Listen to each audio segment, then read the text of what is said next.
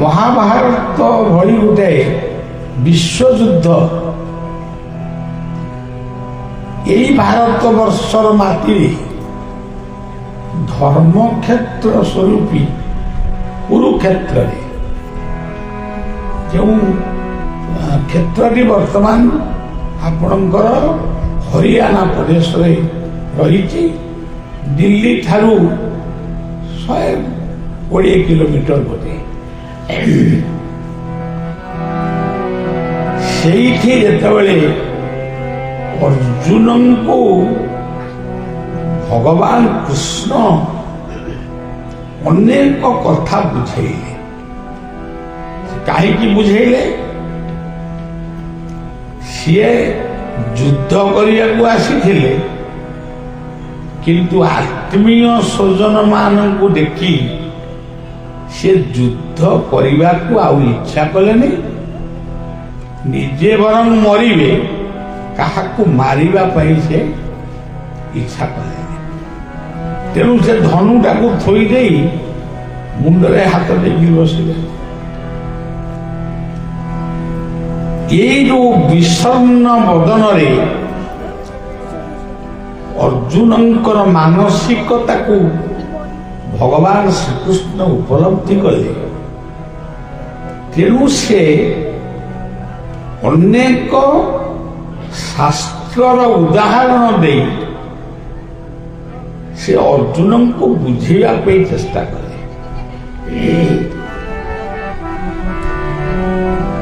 ଆପଣ ଦେଖନ୍ତୁ, ଏଇଠି ଆପଣ ଦେଖନ୍ତୁ ଗୋଟେ କଥା, ଅର୍ଜୁନଙ୍କର ଗୋଟିଏ ନାଁ ହଉଛି ଦିତିକୃଷ୍ଣ। ଯିଏ କହିଲେ ସିଏ ହଉଛନ୍ତି ଶ୍ରୀକୃଷ୍ଣ। ଏଇ ଶ୍ରୀକୃଷ୍ଣ ଆଉ ଦିତିକୃଷ୍ଣଙ୍କ କଥୋପକଥନକୁ ଯିଏ କିଛି ଦୂରରେ ରହି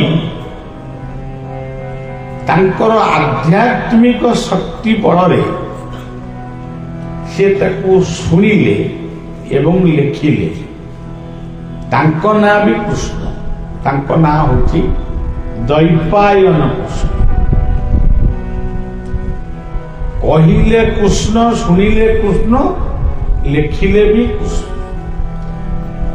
ଏଇ ତିନୋଟି କୃଷ୍ଣଙ୍କୁ ନେଇ ପରବର୍ତ୍ତୀ ସମୟରେ ଭଗବାନ ବ୍ୟାସଦେବ ଯେଉଁ ଗ୍ରନ୍ଥଟିଏ ରଚନା କଲେ, ତା ନାଁ ହେଲା, ତା ନାଁ ମାନେ ଗୀତା। ସେ ଗୀତ ଆକାରରେ ଲେଖିଥିଲେ ବୋଲି ତା ନାଁ ଗୀତା।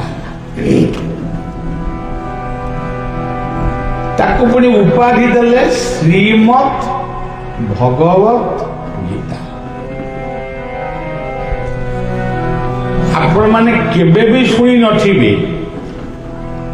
ଏଇ ଭାରତ ବର୍ଷ ପାଇଁ ଭାରତ ପାକିସ୍ତାନର ଯୁଦ୍ଧ, ଭାରତ ଚୀନର ଯୁଦ୍ଧ, କାର୍ଗିଲ ଯୁଦ୍ଧ, ଏଇ ନିକଟରେ ଗୋଟେ ଯୁଦ୍ଧ ମାନେ କଣ ସିନ୍ଦୁର ନା କଣ ଯୁଦ୍ଧ ହେଲା। କୌଣସି ଯୁଦ୍ଧରେ ଗୋଟେ ସତସଙ୍ଗ କଣ କୋଉଠି ଯୁଦ୍ଧ କ୍ଷେତ୍ରରେ হয়? ଯୁଦ୍ଧ କ୍ଷେତ୍ରରେ କିଏ କାହାକୁ ମାରିବ ବା କିଏ ମରିବ। କିନ୍ତୁ ଗୋଟିଏ ଯୁଦ୍ଧ ଭାରତ ବର୍ଷରେ ହେଇଥିଲା, ଯାହାର ନାଁ ଥିଲା ମହାଭାରତ। ଏଇ ମହାଭାରତ ଯୁଦ୍ଧରେ କୃଷ୍ଣ ଆଉ ଅର୍ଜୁନଙ୍କ ଭିତରେ ଗୋଟିଏ ସତସଙ୍ଗ ହେଇଥିଲା। ଆମେ ଆଜି ଏଇ ଭୂମିରେ ଆମେ ଆଜି ଦିବ୍ୟ ସତସଙ୍ଗ କରିଛୁ। ଏଠି କିଛି ନାହିଁ, ଶବ୍ଦ ନାହିଁ କିମ୍ବା ଗୋଳମାଳ ନାହିଁ। କିନ୍ତୁ ଯୁଦ୍ଧ କ୍ଷେତ୍ରରେ ସତସଙ୍ଗ ବୋଧେ ଆଉ କେବେ ଆଗରୁ ହେଇନଥିଲା। ଯେତେ ଦିନ ପୃଥିବୀ ରହିବ ସେମିତିଆ ଗୋଟେ ସତସଙ୍ଗ ଆଉ ହବ ବୋଲି କାହିଁକି ମୋର ବିଶ୍ୱାସ। ତେବେ ସେ ସତସଙ୍ଗର ପ୍ରାରମ୍ଭଟି କୋଉଠୁ ହେଲା? ଧୃତରାଷ୍ଟ୍ର ପଚାରିଲେ, ରାଜା ଧୃତରାଷ୍ଟ୍ର ଜଣେ ଜନ୍ମାନ୍ଧ, ସିଏ ପଚାରୁଛନ୍ତି ସଞ୍ଜୟଙ୍କୁ, ମୋ ପୁଅ ଆଉ ପାଣ୍ଡବ ମାନଙ୍କର ପୁଅ ଏମାନେ ମିଶିକିରି ସେଠି କଣ କରୁଛନ୍ତି? ଏ ବହୁ ମାନେ ଅନ୍ୟୁନ 5000 ବର୍ଷ ପୂର୍ବର କଥା। ଆଜି ବି 5000 ବର୍ଷ ହଉ 10000 ବର୍ଷ ହଉ, ଆଜି ବି ସେଇ ଯୁଦ୍ଧର କଥାକୁ ଆମେ ମନେ ରଖିଛୁ, ଯୁଦ୍ଧର ବିବରଣୀ ମଧ୍ୟ ଆମେ କହୁଛୁ। ଆମେ ଏଠି ଯିଏ ବସିଛେ, ଆମେ ହିଁ ପ୍ରତ୍ୟେକ ଜୀବନ ହେଉଛି ମହାଭାରତ ଯୁଦ୍ଧର କ୍ଷେତ୍ର।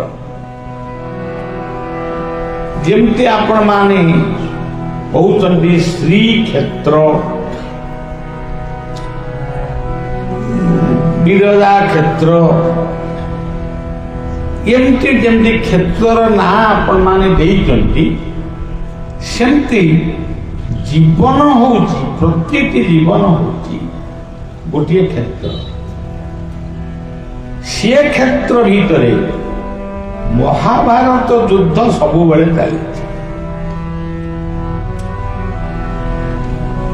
ମହା କହିଲେ ମହାନ, ଭା କହିଲେ ଜ୍ଞାନ।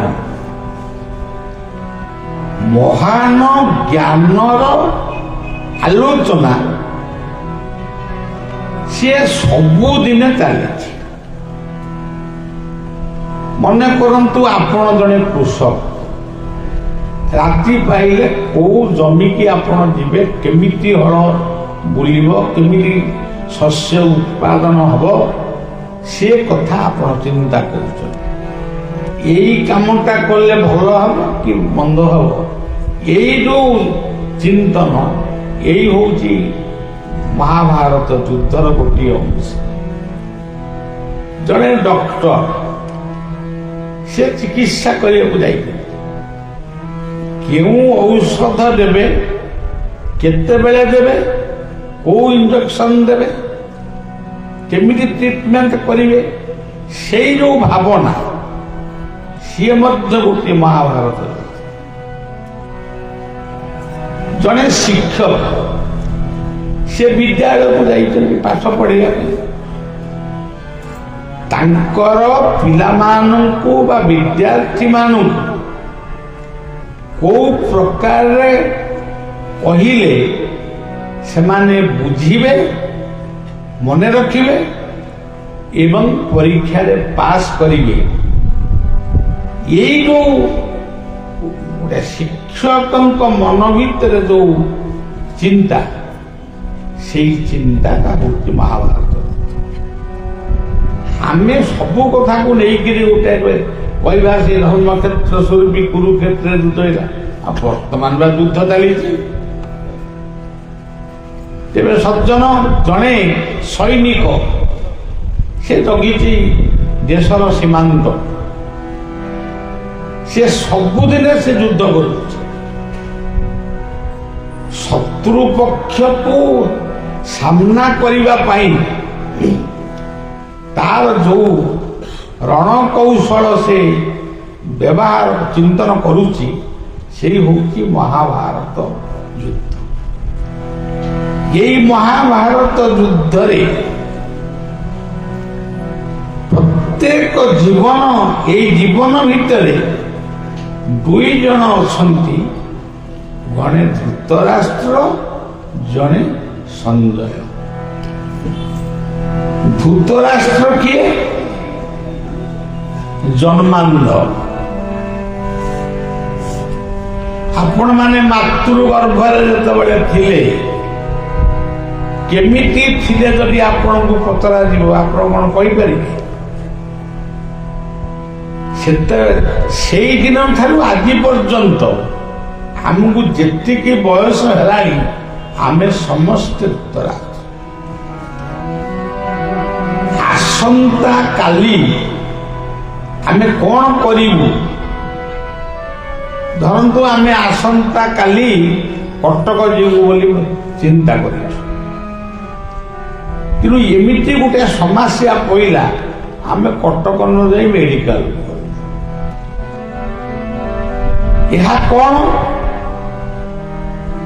ଆମର ଆଖି ଥିଲେ ବି ଆମେ ଧୃତରାଷ୍ଟ୍ର ଅନ୍ଧ ବଳିଆ ଏଠିକି ଆସୁଛି। କାହିଁକି ଆସୁଛି? କ'ଣ କହିବେ?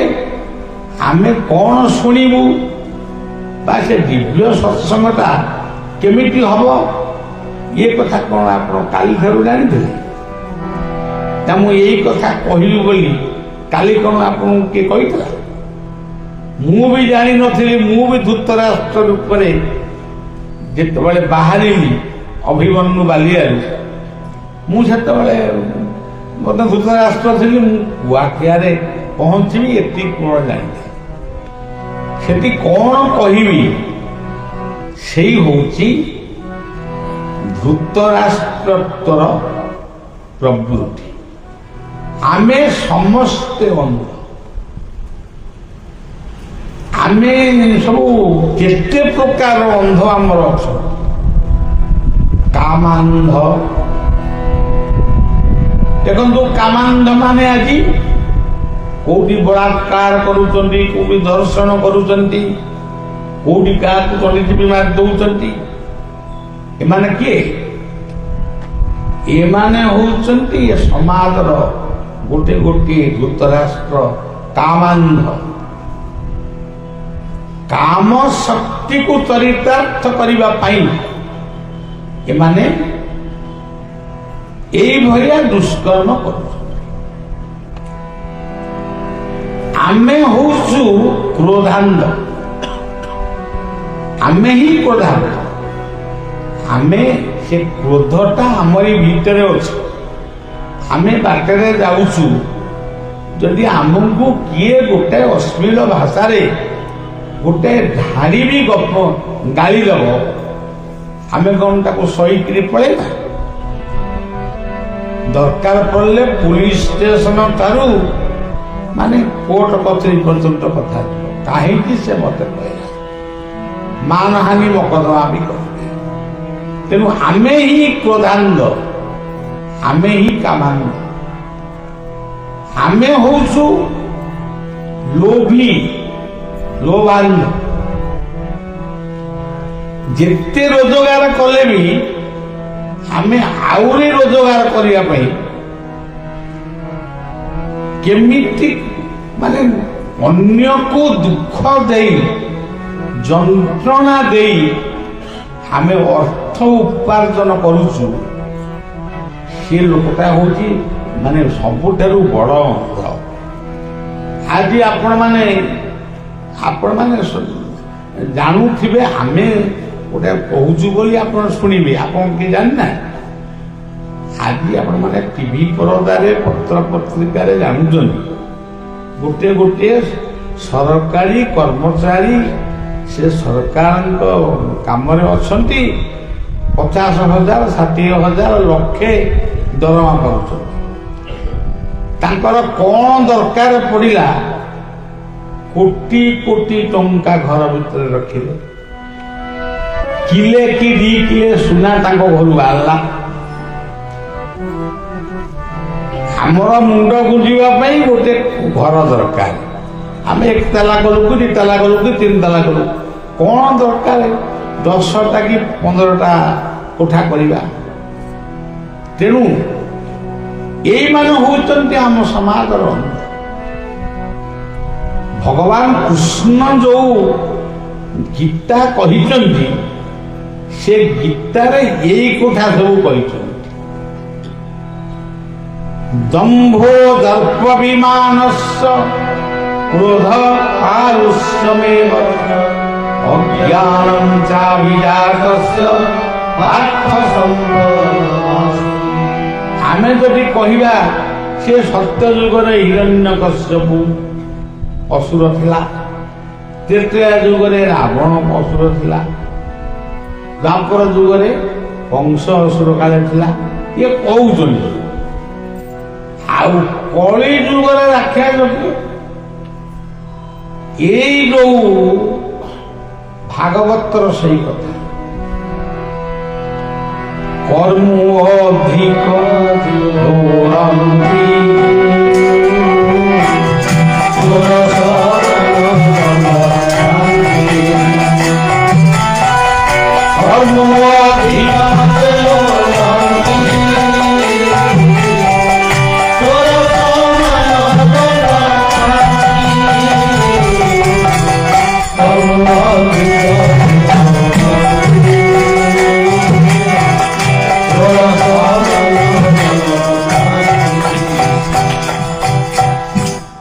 এইମାନେ ହଉଛନ୍ତି କଳିଯୁଗର ରାକ୍ଷା।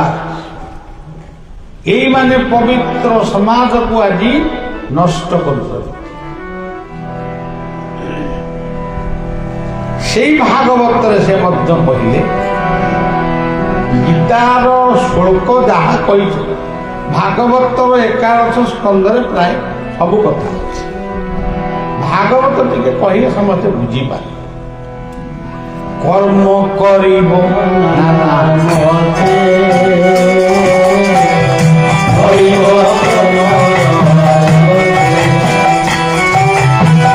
কর্ম করিব নানা মতে হরিব কর্ম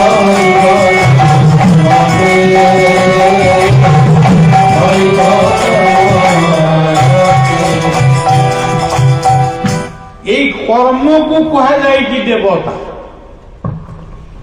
ଆଉ ଯୋଉ ଦେବତା ମାନଙ୍କୁ ଆମେ ଦେଖୁଛୁ ସେ କାହିଁକି ଜନ୍ମ ହେଇଛନ୍ତି ମଣିଷର କର୍ମରେ ସାହାଯ୍ୟ କରିବା ପାଇଁ।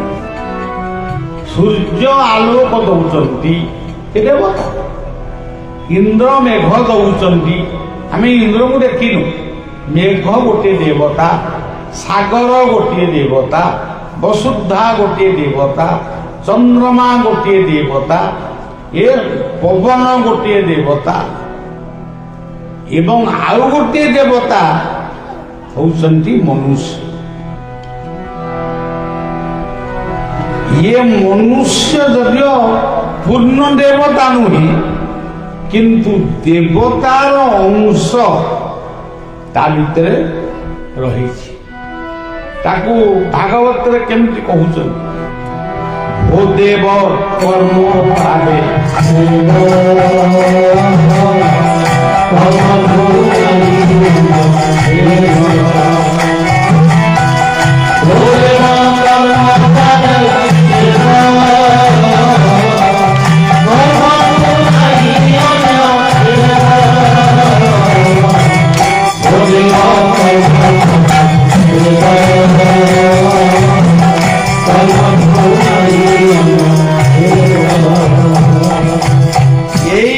কর্ম হি দেবতা। খালি সেটিকি ବି ନୁହେଁ କର୍ମ ଦେବତା। ଆମେ ଯୋଉ ଠାକୁର ପୂଜା ସବୁ କରୁଛୁ ଅନେକ ବ୍ରାହ୍ମଣ ମାନେ କିଛି ମନ୍ତ୍ର ଫନ୍ତ୍ର ଜାଣିନାହାନ୍ତି ଓମ୍ ଓମ୍ କହିକିରି ପୂଜା କରୁଛନ୍ତି। କିନ୍ତୁ ପ୍ରତ୍ୟେକ ଦେବତା ମାନଙ୍କର ଗୋଟେ ଗୋଟେ ବୀଜ ମନ୍ତ୍ର ଅଛି। ଧରନ୍ତୁ ଆପଣ ଗଣେଶଙ୍କୁ ପୂଜା କରିବେ ତାଙ୍କ ବୀଜ ମନ୍ତ୍ର କଣ? ଗମ୍। ସରସ୍ୱତୀକି ପୂଜା କରିବେ ତାଙ୍କ ବୀଜ ମନ୍ତ୍ର କଣ? ଐଂ। ଦୁର୍ଗାଙ୍କୁ ପୂଜା କରିବେ ତାଙ୍କର ହ୍ରିଂ। କାଳୀଙ୍କୁ ପୂଜା କରିବେ ତାଙ୍କ ବୀଜ ମନ୍ତ୍ର କ୍ଲିଂ। ଲକ୍ଷ୍ମୀକି ପୂଜା କରିବେ ତାଙ୍କ ବୀଜ ମନ୍ତ୍ର ଶ୍ରୀଂ। ଏମିତି ସବୁ ବୀଜ ମନ୍ତ୍ର ଅଛି। କିନ୍ତୁ ଜୀବନର ଶ୍ରେଷ୍ଠ ବୀଜ ମନ୍ତ୍ର କିଏ? ଜୀବନ ଦେବତାର ଗୋଟେ ବୀଜ ମନ୍ତ୍ର ଅଛି। ସେ ତ ଗୀତାର ତ ବହୁତ କଥା ଲେଖା ହେଇଛି। ମୁଁ ଅଳ୍ପ ସମୟ କହିବି, ଏତେ ଆଗକୁ ଲମ୍ବିଆ କଣ ଦରକାର? কর্ম মোহর মূল বীজ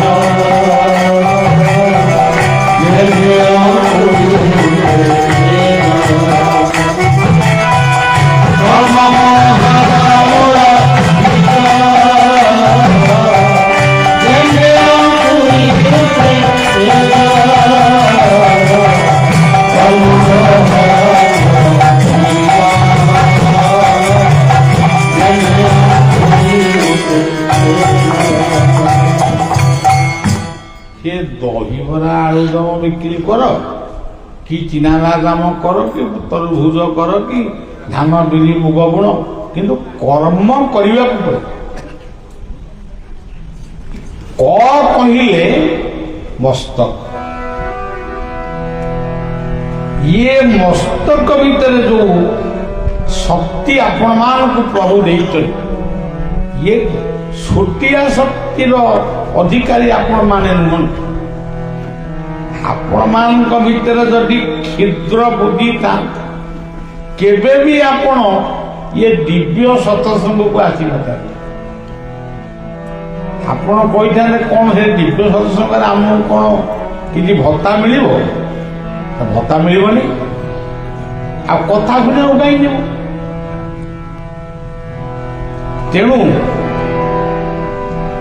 ଇଏ ମସ୍ତିଷ୍କ ଭିତରେ ଯୋଉ ବୁଦ୍ଧି ଆପଣ ମାନଙ୍କର ଅଛି, ସେଇ ବୁଦ୍ଧି ଆପଣଙ୍କୁ ଏଠାକୁ ଆଣିଛି।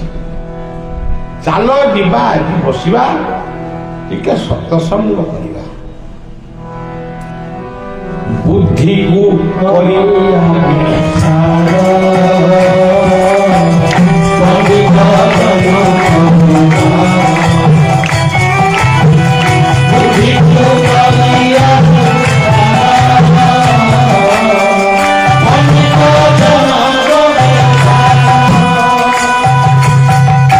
ଯଦି ବୁଦ୍ଧିଟା ଠିକ ରହିବନି, ରୋଷେଇଆ ବି ରୋଷେଇ ଭଲ କରିପାରେ, ଇଏ ଚାନ୍ଦୁଆ ବି ଟଙ୍ଗା ହେଇପାରିବନି, ମାଇକି ରାଗି ପାରିବନି, ସେଟା ବୁଦ୍ଧି ନାହିଁ। ଆଉ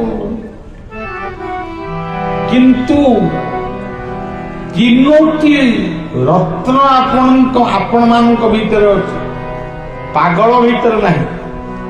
ସେ ପାଗଳ ହେଇଯାଇଛି, ଆଉ ତା ଭିତରେ କଣ ରହିବ? ଆପଣ ମାନଙ୍କ ଭିତରେ ଅଛି। ସେ ତିନୋଟି ରତ୍ନ କଣ? ବୁଦ୍ଧି ବିବେକ ଜ୍ଞାନ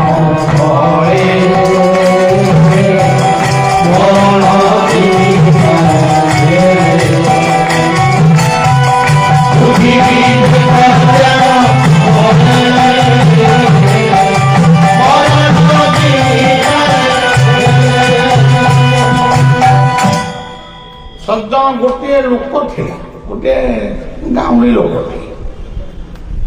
ସିଏ କେବଳ ମାନେ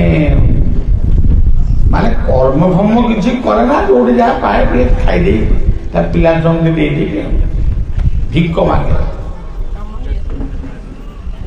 ଏମିତି ଗୋଟେ ସମୟ ଆସିଲା, ତାକୁ କେହି ଭିକ୍ଷା ଦେଲେ।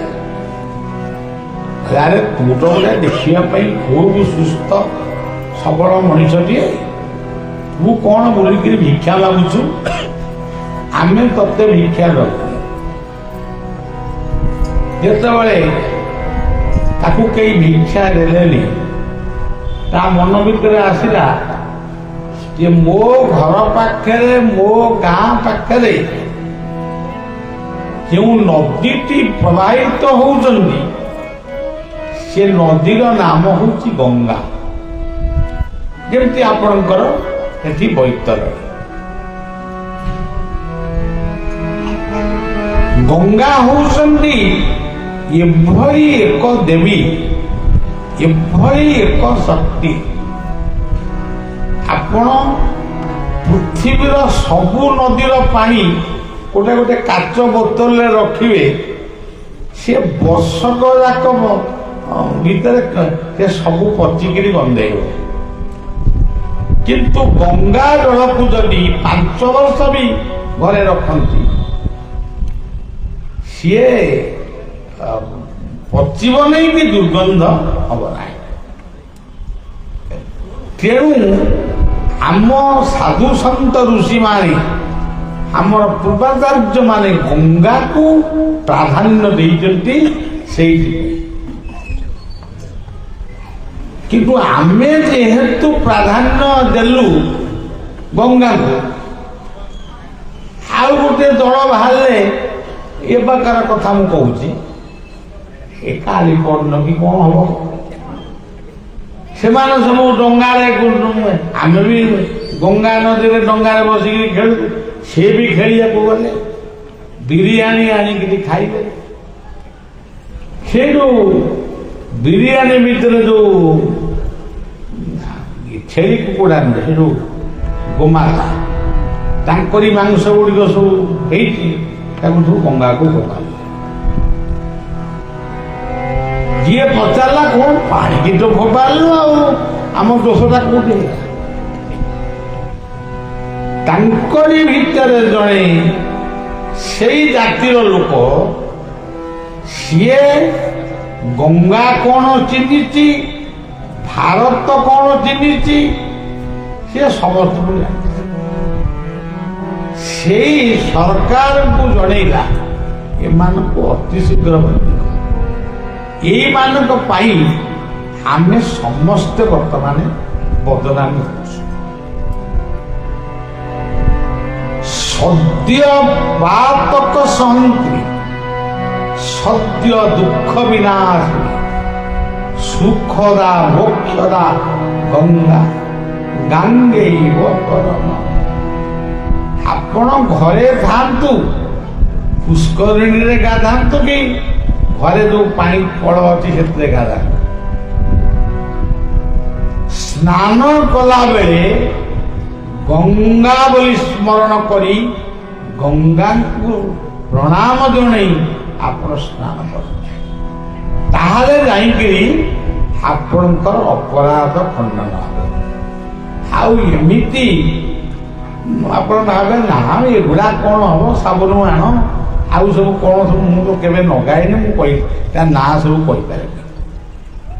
ମୁଣ୍ଡରେ ଏମିତି ନଗେଇବା, ଏଇଟା ଏମିତି ନଗେଇବା, ମଳି ଛାଡ଼ିବ, ଆଉ ଗଙ୍ଗା ସ୍ମରଣ କଲେ କ'ଣ ହବ? ସେଥିପାଇଁ ଆମ ଶାସ୍ତ୍ରକର୍ତ୍ତା ମାନେ ଲେଖିଲେ ଜଳ ସ୍ନାନଂ ବଳ ତ୍ୟାଗ, ମନ୍ତ୍ର ସ୍ନାନଂ ସଦାଶୁଚି, ଜ୍ଞାନ ସ୍ନାନଂ ଭରତେ ପାପ ନିବୃତ ପରମ। ଆପଣ ଯୋଉ ଭାବୁଛନ୍ତି ମୁଁ ଗାଧେଇବି, ଗୋଟେ ସଫା ଲୁଗା ପିନ୍ଧିକିରି ମନ୍ଦିରକୁ ଯିବି, ଅଗାଧୁଆଟା ଗଲେ ଠାକୁର ଫୁଲ ଗ୍ରହଣ କରିବେ ନାହିଁ, ସେ ସବୁ କଥା ନୁହେଁ। ଯଦି ଆପଣ ସକାଳୁ ଉଠି ବିଛଣାରେ ବସି ଯୋଉ ନାମରେ ଆପଣଙ୍କର ସଦା,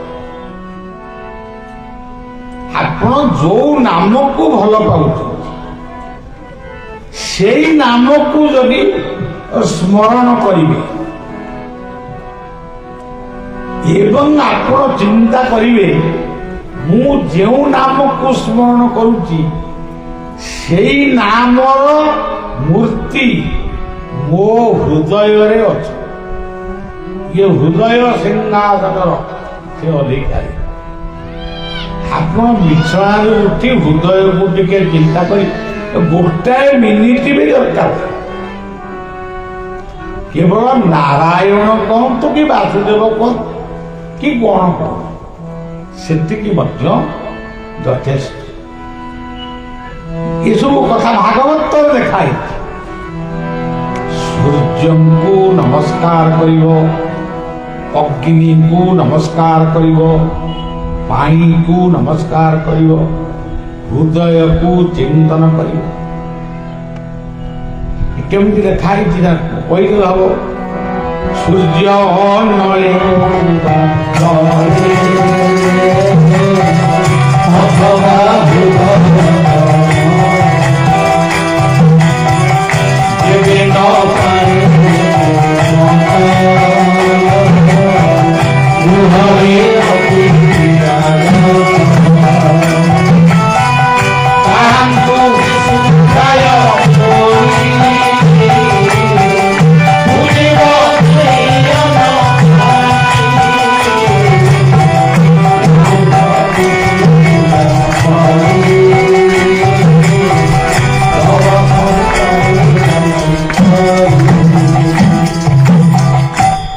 ଯଦି ଜୀବନରେ ଗୋଟିଏ ପୂଜା କେମ୍ପା ଛୋଟା ଅନ୍ଧ ବା ଗୋଟେ ଗରିବ ମଣିଷକୁ ଯଦି ଆପଣ ଖାଇବାକୁ ଦେଇଛନ୍ତି, ଯଦି ଆପଣ ଜୀବନରେ ଏ ଯୋଉ ଗାଈ ମାନଙ୍କୁ ସବୁ ପଘାରେ ନ ବାନ୍ଧି ରାସ୍ତାରେ ଛାଡ଼ି ଦେଇଛନ୍ତି, ଯଦି ଗୋଟିଏ ଗୋମାତାଙ୍କୁ ଆପଣ ଖୁଆଇକିରି ତାଙ୍କ ପେଟ ଭର୍ତ୍ତି କରେଇ ଦେଇଛନ୍ତି, ସିଏ ପୁଣ୍ୟକୁ ନଷ୍ଟ କଲା ଭଳିଆ ଶକ୍ତି କାହାର ନାହିଁ। ଯଦି ଆପଣଙ୍କ ଘରେ ଜଣେ ଅତିଥି ପହଞ୍ଚିଛନ୍ତି, ଅତିଥି କିଏ? ସାଧୁ, ସାଧକ, ପୁରୋହିତ, ଗୁରୁ। ଖାଲି କୁଣିଆ ଆମର ଶଳା, ଆମ ସଡ଼ୁ, ଆମ ମଉସା, ଆମ ପିଇସା, ଏଇମାନେ ତ ଅତିଥି, ସେଇଟାକୁ ମନା କରୁନି। କିନ୍ତୁ ଦିବ୍ୟ ଅତିଥି ହଉଛନ୍ତି ସାଧୁ, ସନ୍ଥ, ଗୁରୁ, ଗୋମାତା, ଏମାନେ ହଉଛନ୍ତି ଦିବ୍ୟ ଅତିଥି।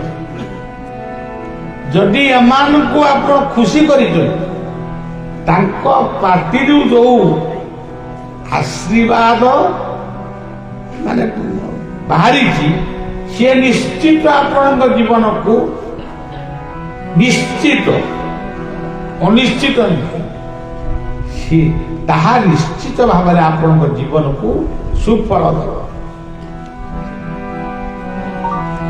ମୁଁ ଆପଣମାନଙ୍କୁ ତ ଏ କଥା ସବୁ କହିଲା ବେଳକୁ କେତେ କଥା ମନେ ପଡୁଛି, ତେଣୁ ଏତେ କଥା ମୁଁ କହିବାକୁ ଚାହୁଁନି।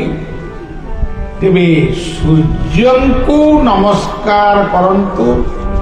ଗୀତା କହୁଛନ୍ତି ଆଦିତ୍ୟ ନାମାହଂ। ଚନ୍ଦ୍ରଙ୍କୁ ନମସ୍କାର କରନ୍ତୁ। ଦୀପଟିଏ ଜାଳି ବା ସଞ୍ଜଟିଏ ଜାଳି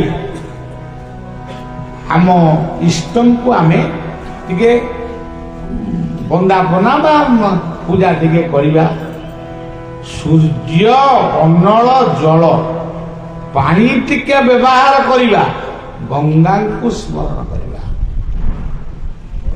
ଯଦି ଗୋଟିଏ ଲୋକ ଏତେ କଥା କରି ନ ପାରିଲା, ଯଦି ଗୋଟିଏ ଅତିଥିକୁ ସେ ସେବା କଲା, ହେମନ୍ତ ବିଷ୍ଣୁ ପୂଜା କରି ଭବ ସଂସାରରୁ ଜାଣିଛି। ମୁଁ ଗୋଟିଏ ଆପଣମାନଙ୍କୁ ଗୋଟେ ମୋ ଜୀବନର ଗୋଟେ ଛୋଟିଆ କଥା ମୁଁ କହୁଛି। ଆଜିକାଲି କେତେକ ବାପ ମାଙ୍କୁ ପୁଅ ବୋହୂ ମାନେ ଯାହାର ଫତା କିଛି ସେ ପାଉନାହାନ୍ତି, ତାଙ୍କୁ ଟିକେ ଅଣହେଳା କରୁଛନ୍ତି, ଅଣଦେଖା। କେତେକ ମଧ୍ୟ ତାଙ୍କୁ ନେଇକିରି ଯୋଉ କଣ ବୃଦ୍ଧାଶ୍ରମରେ ଛାଡ଼ି ଦଉଛନ୍ତି। ଆଉ କେତେକ ଉପାସ ଭୋକରେ ଛଟପଟ ହଉଛନ୍ତି।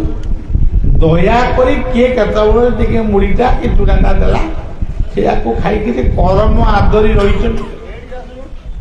ଇଏ ମା ହଉ ବାପା ହଉ, ଆରେ ତୋର କେଇ ପୁଅ? ମୋର 3ଟା ପୁଅ।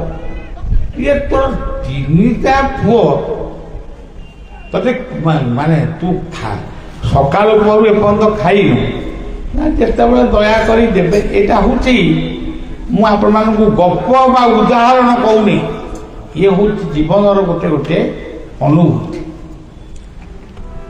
ସେମିତି ଜଣେ ବୁଢୀ ମା ପୁରୀ ଶ୍ରୀକ୍ଷେତ୍ରରେ ବୁଲୁଛି। ଖରା ଦିନେ ତା ଘରୁ ତାକୁ ବିଦା କରିଦେଲେ, ଫିଙ୍ଗ ମାଗି ଖାଇବୁ ଯା। ଖରା ଦିନରୁ ଆସିଲା, ବର୍ଷା ଦିନ ଗଲା, ଶୀତ ମାସ ଆସିଲା। ଖଣ୍ଡିଏ ଲୁଗା ଆଉ ଖଣ୍ଡିଏ ଲୁଗା ଆଣିଥିଲା ପିନ୍ଧା। ସେଇ ଲୁଗାକୁ ଘୋଡେଇ ହେଇ କି କଣ କେମିତି ସେ ଚଳୁଥିଲା। କିନ୍ତୁ ଶୀତ ଦିନେ ଶୀତ ଦାଉରୁ ରକ୍ଷା ପାଇବା ପାଇଁ ବଡ଼ ଦେଉଳର ସେଇ ଜଗନ୍ନାଥ ବଡ଼ ସାଆନ୍ତ ସେ ସବୁଦିନେ ମାଗେ, ଏ କାଳିଆ ଖଣ୍ଡେ କୌଣସି ବ୍ୟକ୍ତିଙ୍କ କଣ୍ଠରେ ଟିକେ ବସିକିରି ମତେ ଗୋଟେ ଚାଦର ଦେଲେ ମୁଁ ଟିକେ ରାତିରେ ଟିକେ ଶାନ୍ତିରେ ଶୋଇପାରେ, ମୁଁ ଶୀତ ସମ୍ଭାଳି ପାରେ। ଆପଣମାନେ ଜାଣନ୍ତି ମଣିଷର ଦୁଃଖ ସିଏ ବୁଝନ୍ତି ବୋଲି ଲକ୍ଷ ଲକ୍ଷ ଲୋକ ସେଠିକି ଯାଆନ୍ତି।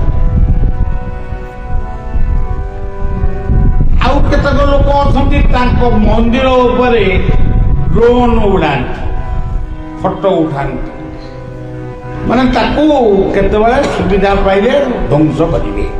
ଏଇ ତାଙ୍କର ଜାଳ ଯେମନ୍ତ ଭାବ ଦେଖି ନାମ ମୂଲ୍ୟ।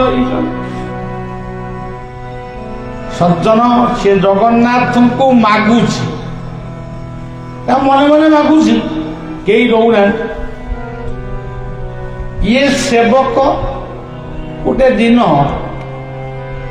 ଜଗନ୍ନାଥଙ୍କ ଦର୍ଶନକୁ ଯାଇଛି। ଜଗନ୍ନାଥଙ୍କ ଦର୍ଶନ କରି ମୁଁ ପୁଣି ବଡ଼ଦାଣ୍ଡକୁ ଆସିଲି। ମୋ ଗାଡ଼ି ପାଖରେ ଗାଡ଼ି ଭିତରେ ବସିଲି। ସିଏ ମାଟି ମୋ ପଛେ ପଛେ ଚାଲିଲା। କଣ ଭିକ ଫିକ ମାଗିବାକୁ ଆଇଛି କି କଣ କରୁଛି, ବସିକିରି ଗାଡ଼ି ଭିତରେ ବଇଛି। ମୋ ଗାଡ଼ି ପାଖରେ ଠିଆ ହେଇକି ମତେ ଅନେଇଲା।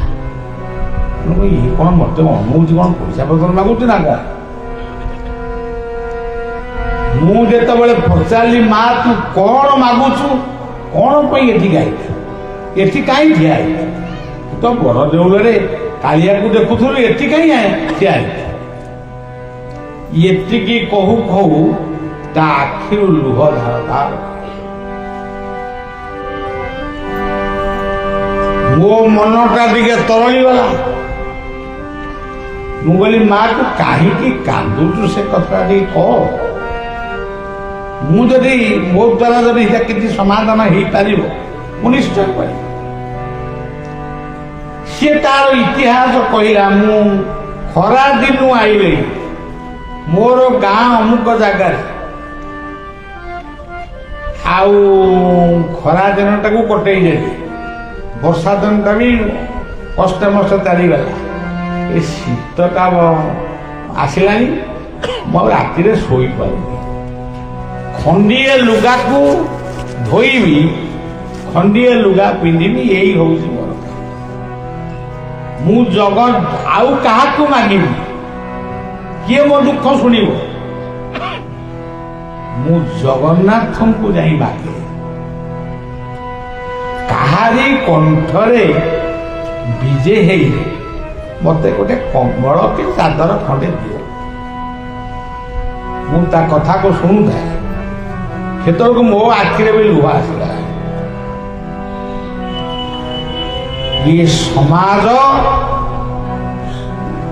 ଏଡ଼େ ବଡ଼ ସମାଜ, ଏଠି କେତେ ଧନୀ ଅଛନ୍ତି, କେତେ ସୌଖିନ କରୁଛନ୍ତି, କିନ୍ତୁ ଗୋଟେ ମାକୁ କିଏ ଚାଦର ଖଣ୍ଡେ ଦେଇପାରୁନାହିଁ। ସିଏ ପୁଅ ବୋହୂ କେମିତିଆ, ଏଇଭଳିଆ ବୟସର ଜଣେ ମାକୁ ଘରୁ ତଡ଼ି ଦେଇକିରି କେମିତି ସେ ଶାନ୍ତିରେ ରହିଛନ୍ତି। ତାପରେ ମୁଁ ପଚାରିଲି, ମା କଣ ତୁ ମାଗୁଛୁ, ମୋଠୁ କଣ ଆସ? ବାବୁ, ମତେ ବାବୁ ଡାକୁଥାଏ। ବାବୁ, କିଛି ପଇସା ଦେଲେ ମୁଁ ଗୋଟେ ଚାଦର କିଣିବି, ଟିକେ ରାତିରେ ଶୁଅ। ଆପଣ ଦେଖନ୍ତୁ, ଗୋଟେ ଗୀତ ମୋର ପ୍ରିୟ ଗୀତଟି ଅଛି, ମୁଁ ଟିକେ ବୋଲି ଦଉଛି। ମତେ ହେଲେ ଗୀତ ବୋଲି ଆସେ, କହିଛି ଜଣଙ୍କୁ ଦୁଃଖ ଶୁଣିଲେ ଗୁହାରି କରି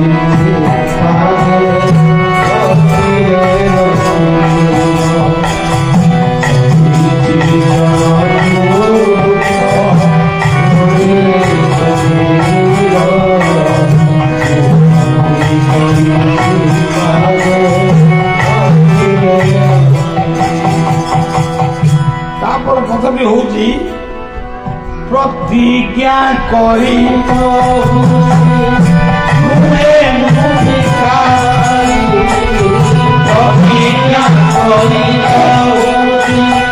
মুহে মুধিকারি এ জগত না যাব জনক এ জগত না যাব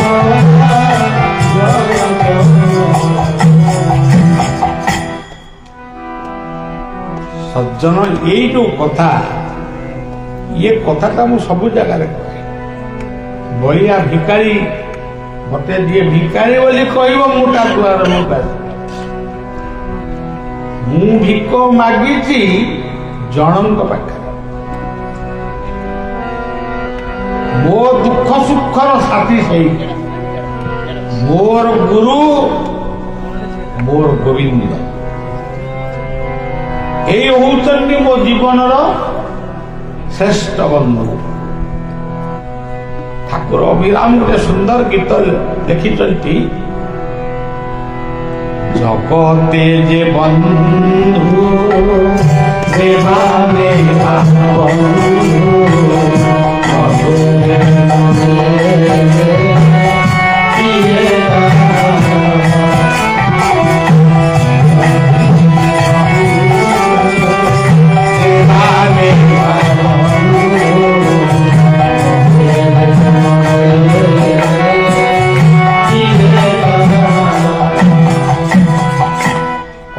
ଲମ୍ବାଇବାନି। ତେଣୁ କଥାଟି ହେଲା, ସେଇଦିନ ମୁଁ କଟକରୁ ଯେତେବେଳେ ବାହାରିଲି ମତେ କିଛି ଲୋକ ଭଲ ପାଆନ୍ତି।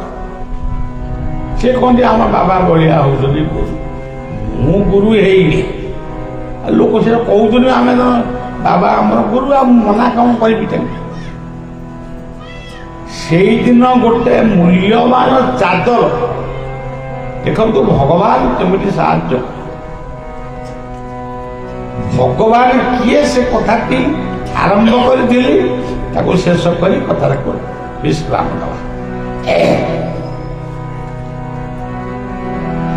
ସେଇରୁ ଚାଦରଟି ମୋ କାନ୍ଧରେ ପକେଇଥିଲା, ବାବା ଏଇଟା ଆପଣ ଘୋଡ଼େଇବେ। ମୁଁ ତୋଠୁ କହିଲି ଆଉ କଣ ଆଉ ଘୋଡ଼େଇବା ତ ଅଛି, ଆକୁ କାହିଁ ଆକୁ ଦେଇଥିଲି କଣ, ମୁଁ ଆଉ ଆଜି ଗୋଟେ ଘୋଡ଼େଇବି କାଲି ଗୋଟେ ଘୋଡ଼େଇବି, ନାଇଁ ମୁଁ ଗୋଟେ ଶ୍ରଦ୍ଧା କରେ। ସେଇ ଚାଦରଟି ମୂଲ୍ୟବାନ ଚାଦର ସେ ଏଇ କାନ୍ଧରେ, ଏଇ ବାଁ କାନ୍ଧରେ ପଡେ। ସେଇ ଚାଦରକୁ କାଢିକିରି ସେ ମା ବେକରେ ମୁଁ ପକେଇ।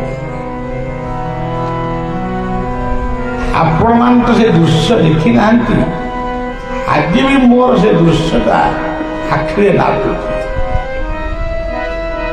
ତା ଆଖିରେ ଅଜସ୍ର ଅଶ୍ରୁ ଥିଲା। ମତେ ଛୋଟ ଛୁଆଙ୍କ ଭଳି ଗେଲ କରି ପକେଇଲା, ମୋ ମୁଣ୍ଡକୁ ଆଉଁସି ଦେଲା। ଏବଂ ଆଉ ଯାହା କହିଲା ସେଗୁଡ଼ିକ ମୋର ଦରକାର ନାହିଁ, ସେଟା କହିଲା। ଆଉ ତୁ ଦୀର୍ଘାୟୁ ହ, ତୁ ଅଙ୍କ ହ, ତୋ ପିଲାମାନେ ଭଲରେ ରହନ୍ତୁ, ଏମିତି ସବୁ ବହୁତ କଥା କହିଲା।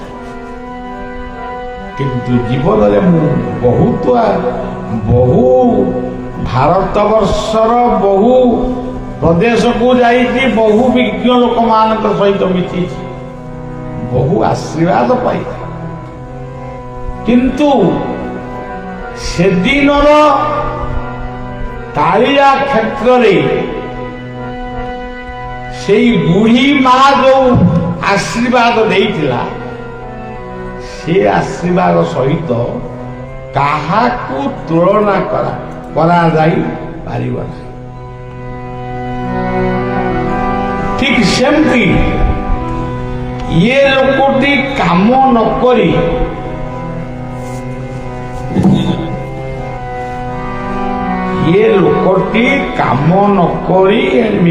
ମାଗି ଖାଉଥିଲା। ଯେତେବେଳେ ତାକୁ କେହି ଭିକ ଦେଲେନି, ଗଙ୍ଗା କୂଳରେ ପଦ୍ମାସନ କରି ବସିଲା, ଗଙ୍ଗାଙ୍କୁ ମାଗିଲା,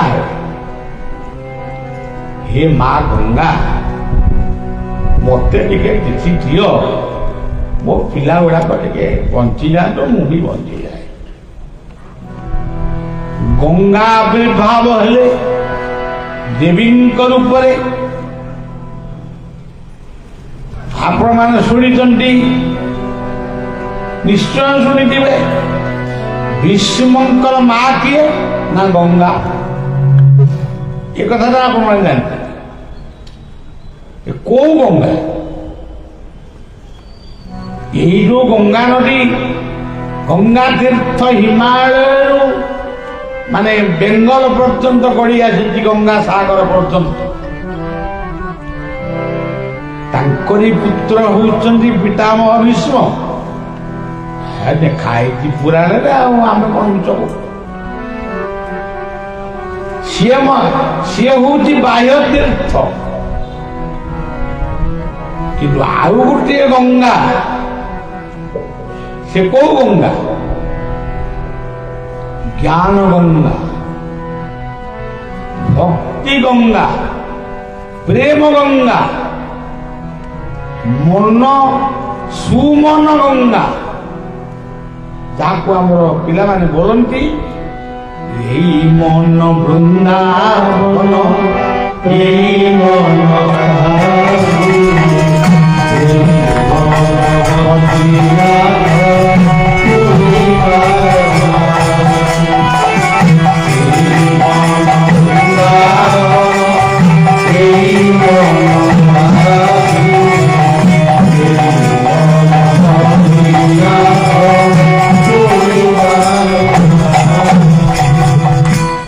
ବାବୁ କଣ ସମସ୍ତଙ୍କ ପାଖରେ ପଇସା ଅଛି? ସେ ଯୋଉ ବଦ୍ରୀନାଥ ଯିବେ, ପୁରୀ ଯିବେ, ଏମିତି କଣ ସମସ୍ତଙ୍କୁ ଭଗବାନ ମାନେ ପଇସା ସମସ୍ତଙ୍କ ପାଖରେ ଅଛି? ଯିଏ ନ ଯାଇପାରିବ, ନିଜ ଘରେ ବସି ମଧ୍ୟ ସିଏ 14 ବ୍ରହ୍ମାଣ୍ଡକୁ ସ୍ମରଣ କରିପାରିବ। ଏବଂ 14 ହଉ, ସେ ଯେତେ ବ୍ରହ୍ମାଣ୍ଡ ହଉ, ତାର ଯିଏ ସ୍ରଷ୍ଟା, ସିଏ ତାଙ୍କୁ ନିଶ୍ଚିତ ଭାବରେ କୌଣସି ରୂପରେ ସେ ଦର୍ଶନ ଦେବେ। ଏ ଜୀବନରେ ମୁଁ ଅନୁଭୂତି କହୁଛି, ମୁଁ ଜଣେ ବକ୍ତା ନୁହେଁ, ମୁଖସ୍ଥ କରି ଆପଣଙ୍କୁ କିଛି କହୁଛି। ମୁଖସ୍ଥ କରିବାକୁ ମୋର ସମୟ ନାହିଁ। ଏଲାହାବାଦ ତୀର୍ଥରେ ତ୍ରିବେଣୀ ତୀର୍ଥ, ସେଠି କୁମ୍ଭ ପଡ଼ିଛି, ବହୁ ସାଧୁ ସନ୍ଥ ମାନେ ସେଠିକି ଯାଇଛନ୍ତି। ଆମର ବି ଗୋଟେ ଇଚ୍ଛା ହେଲା, ଗୋଟେ ବେଦ ଭବନକୁ ରିଜର୍ଭ କରି ସେଠି ଗୋଟେ ନାମ କୀର୍ତ୍ତନ ଟିକେ କରିବା, ସନ୍ଧ୍ୟାବେଳେ ଟିକେ କଣ କହିବା, ଏମିତି ସବୁ ଆମର ଗୋଟେ ଇଚ୍ଛା ହେଲା। ମୁଁ ସେଇଠି ଭାବିଲି, ମୁଁ କହିଲି, ହେ ତ୍ରିବେଣୀ, ହେ ଗଙ୍ଗା, हे माँ जमुना, सरस्वती, समस्ते आउଛନ୍ତି से पानी रे गाधौ, मु जीवी गाधेबी। कौन फरकता पड़िब? आपण सेठी गोटे दिव्य, आपणक भितरे गोटे दिव्य सत्ता वा दिव्य गुण, दिव्य शक्ति अच्छी। यदि मु उपलब्धि करी ताला सीधा गंगा को जी गाधे कहीं तो बही।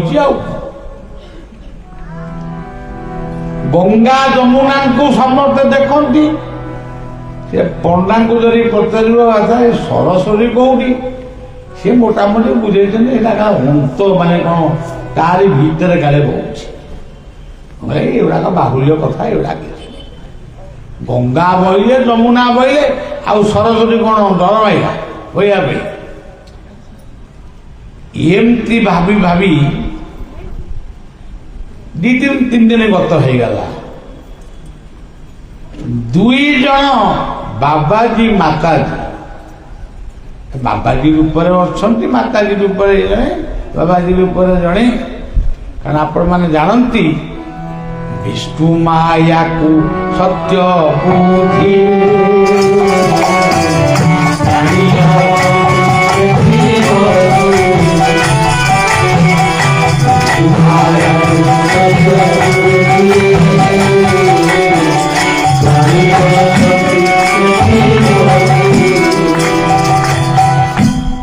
ଆମେ ତ ସବୁ ମାୟାରେ ବାୟା। ଆମେ ଭଗବାନଙ୍କୁ ଦେଖୁଛୁ, ବାଟ ଚାଲିଲା ବେଳେ ଭଗବାନଙ୍କୁ ଆମେ ବହୁବାର ଦେଖିଲୁ। କିଛି ନହେଲେ ସୂର୍ଯ୍ୟଙ୍କୁ ଦେଖୁଛୁ, ସୂର୍ଯ୍ୟ କିଏ? ଭଗବାନ। ଚନ୍ଦ୍ର, ଏଇଟା ଗୀତାରେ ଲେଖା ହେଇଛି। ଆଦିତ୍ୟ ନାମ ହଂ ବିଷ୍ଣୁ ଜ୍ୟୋତି ଚନ୍ଦ୍ର ବୀରଂ ସୁମା ମରୀଚିର୍ମରୁତାମସ୍ମି ନକ୍ଷତ୍ରାଣାଂ ହଂ ଶଶି।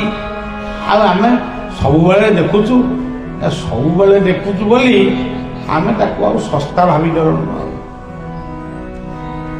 କିନ୍ତୁ ଶାସ୍ତ୍ର କହୁଛନ୍ତି ଉଦୟକାଳୀନ ସୂର୍ଯ୍ୟ, ମଧ୍ୟାହ୍ନକାଳୀନ ସୂର୍ଯ୍ୟ, ଅସ୍ତକାଳୀନ ସୂର୍ଯ୍ୟ, ଇଏ ତିନୋଟି ସୂର୍ଯ୍ୟ ହଉଛନ୍ତି ତିନୋଟି। ଉଦୟ ବ୍ରହ୍ମଣେ ରୂପ, ମଧ୍ୟାହ୍ନେ ତୁ ମହେଶ, ଅଷ୍ଟମାନି ସ୍ୱୟଂ ତ୍ରିମୂର୍ତ୍ତି। ତେଣୁ ଉଦୟକାଳୀନ ସୂର୍ଯ୍ୟ ହଉଛନ୍ତି ବ୍ରହ୍ମା, ଅସ୍ତକାଳୀନ ସୂର୍ଯ୍ୟ ହଉଛନ୍ତି ବିଷ୍ଣୁ ମହେଶ୍ୱର, ଆଉ ମଧ୍ୟାହ୍ନକାଳୀନ ହଉଛନ୍ତି ବିଷ୍ଣୁ। ତେଣୁ ଆମେ ସୂର୍ଯ୍ୟ, ଆମେ ପାଠ ପଢିଛୁ ହିଲିୟମ ହାଇଡ୍ରୋଜନ ଗ୍ୟାସଟା ଜଳୁଛି, ଆଉ ଏଇ ହଉଛନ୍ତି ବ୍ରହ୍ମା, ଏଇ ହଉଛନ୍ତି ବିଷ୍ଣୁ, ଏଇ ହଉଛନ୍ତି ଶିବ। ସୂର୍ଯ୍ୟ ଯଦି ଅଛନ୍ତି କୋଉ ଦିନ ଆମ ଭଳିଆ ଅହଙ୍କାରୀ ଲୋକଙ୍କର ଅହଙ୍କାର ଭାଙ୍ଗିବା ପାଇଁ ସିଏ ପରମାତ୍ମାଙ୍କୁ କହିବେ, ପ୍ରଭୁ ମୁଁ ଟିକେ 8 ଦିନ ଖଣ୍ଡେ ଛୁଟି ନେଇକିରି ମୁଁ ଯାଉଛି, ଆପଣ ସୃଷ୍ଟିକି ରଖନ୍ତୁ, ମୁଁ 8 ଦିନ। 8 ଦିନ କଣ, 8 ଘଣ୍ଟା ତ ସୃଷ୍ଟି ରହିବନି। ସୂର୍ଯ୍ୟ ବିନା ଜଗତ ନାହିଁ, ଚନ୍ଦ୍ରମା ବିନା ଜଗତ ନାହିଁ, ପବନ ବିନା ଜଗତ ରହିପାରିବ, କେହି ଆମେ ବଞ୍ଚିବ। ସମୁଦ୍ର ବିନା ଇଏ ପୃଥିବୀରେ ମେଘ ହବନି, ମାଟି ବିନା ଶସ୍ୟ ଶ୍ୟାମଳା ହବନି। ଆମେ ତ ଆଜି ବହୁତ ଧର୍ମ ସୃଷ୍ଟି କରୁଛୁ, ମାନେ କେତେ ଧର୍ମରେ, ଆଉ ଅମୁକ ଧର୍ମ ଢମୁକ ଧର୍ମ, କେତେ ଧର୍ମ। ଗୋଟିଏ ଧର୍ମ ବ୍ୟକ୍ତିକି ପଚାରନ୍ତୁ, ଆପଣ ସୂର୍ଯ୍ୟ ବିନା, ପୃଥିବୀ ବିନା, ଜଳ ବିନା, ଅଗ୍ନି ବିନା ଆପଣ ଧର୍ମ ସୃଷ୍ଟି କରିପାରିବେ? କେହି କିଛି କରିପାରିବେନି। ଯେତେବେଳେ ଆମେ ସବୁ ଜନ୍ମ ହେବା ପରେ ଧର୍ମ ସୃଷ୍ଟି ହେଲା, ଆମେ ଯୋଉ ଧର୍ମ କହୁଛୁ, କିନ୍ତୁ ପ୍ରକୃତରେ ଧର୍ମ ଆମ ଜନ୍ମର ବହୁ ହଜାର ବର୍ଷ ପୂର୍ବରୁ ଏଇ ଆକାଶରେ ଯେଉଁଦିନ ପ୍ରଥମ କରି ସୂର୍ଯ୍ୟ ଉଦୟ ହେଇଥିଲେ, ସେଇ ସୂର୍ଯ୍ୟଙ୍କ ଠାରୁ ପୃଥିବୀ ଜନ୍ମ ନେଇଥିଲା। ତେଣୁ ସୂର୍ଯ୍ୟ ହଉଛନ୍ତି ପିତା, ପୃଥିବୀ ହଉଛନ୍ତି ମାତା। ଇଏ କଥାକୁ ଆମକୁ ଚିନ୍ତା କଲେ ମାନିବାକୁ ପଡ଼ିବ। ଆପଣ ଧନ ପାଇବା ପାଇଁ ଆପଣ ଲକ୍ଷ୍ମୀ ପୂଜା କରନ୍ତି, ଲକ୍ଷ୍ମୀ ମନ୍ଦିରକୁ ଯାଆନ୍ତି, କିନ୍ତୁ ବେଦରେ ସେ କଥା କିଛି ନାହିଁ। ଲକ୍ଷ୍ମୀଙ୍କ ଘର ହଉଛି ସମୁଦ୍ର, ସମୁଦ୍ର କୂଳରେ ବସି ମାଗ, ସୂର୍ଯ୍ୟଙ୍କୁ ଦର୍ଶନ କରି ସୂର୍ଯ୍ୟଙ୍କୁ ମାଗ, ଦୀପଟିଏ ଜଳେଇ ଅଗ୍ନିଙ୍କୁ ମାଗ। ଏଇମାନେ ଲକ୍ଷ୍ମୀଙ୍କର ବରକୁ ଏଇମାନେ ଦିଅନ୍ତି। ତେଣୁ କଥାଟି ବଢି ଯାଉଛି।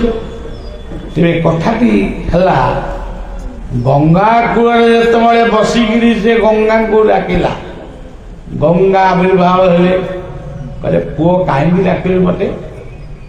ନା ମୋର ଘରେ ଖାଇବାକୁ ନାହିଁ କି ମୁଁ ଆଜି ପର୍ଯ୍ୟନ୍ତ ଖାଇବି। ଆଉ ମତେ ଜଣେ ସାଧୁ କହିଲେ ଗଙ୍ଗା କୂଳରେ ବସିକିରି ମାଗିବୁ, ଗଙ୍ଗା ମାତା ଦେବେ, ମୁଁ ଆସି ବଇଛି ଆଉ।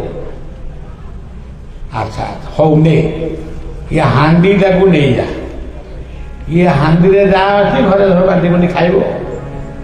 ହାଣ୍ଡିଟିକି ନେଇ ଆସି ମାନେ ତାର ଯାହା ଇଚ୍ଛା ହେଲା ସବୁ ମାଗିଲା। ଆଉ ପୁରୀ ତରକାରୀ କଣ ପଲଉ ଯାହା ତାର ମାଗିବା କଥା ମାଗିଲା, ସବୁ ବି ବାହାରିଲା। ଇଏ ସମସ୍ତେ ଖାଇ ପିଇ ଖୁସିରେ ଶୋଇଲେ। ସକାଳୁ ସେ ହାଣ୍ଡିକି ମାଗିଲାକୁ ସେ କିଛି ଆଉ ଦେଲା। ପୁଣି ଯାଇ ଗଙ୍ଗା କୂଳେ ବସିଲେ। ଯେତେବେଳେ ଗଙ୍ଗା କୂଳେ ବସିଲେ ପୁଣି ଗଙ୍ଗା ବାହାରିଲେ, କଣ ପୁଅ କାଲି ମାଗିଛ ଆଜି କଣ? ନା ମା ଆଉ ସେ ହାଣ୍ଡି କିଛି ଦଉନି। ଆଚ୍ଛା ଆଚ୍ଛା ହଉ ଆଉ ଗୋଟେ ହାଣ୍ଡି ନେଇଯା।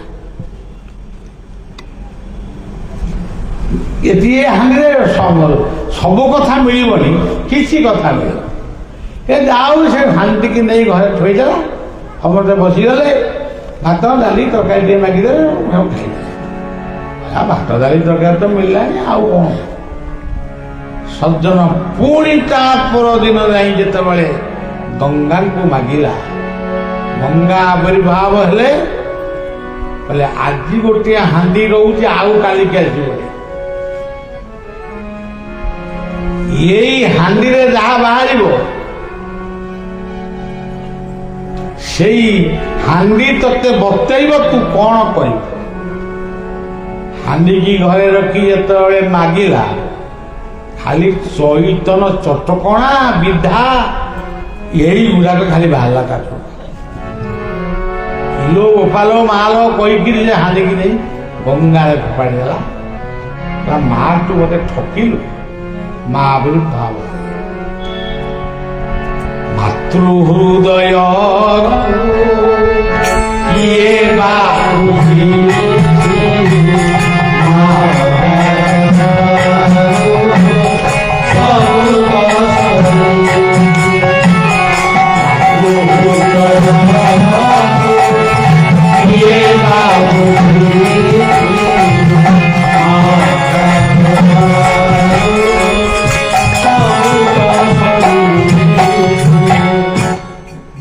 ଆବିର୍ଭାବ ହେଲେ, କହିଲେ ଆରେ ପୁଅ ହାଣ୍ଡି କଣ ଫୋପାଡ଼ି ଦେଲୁ?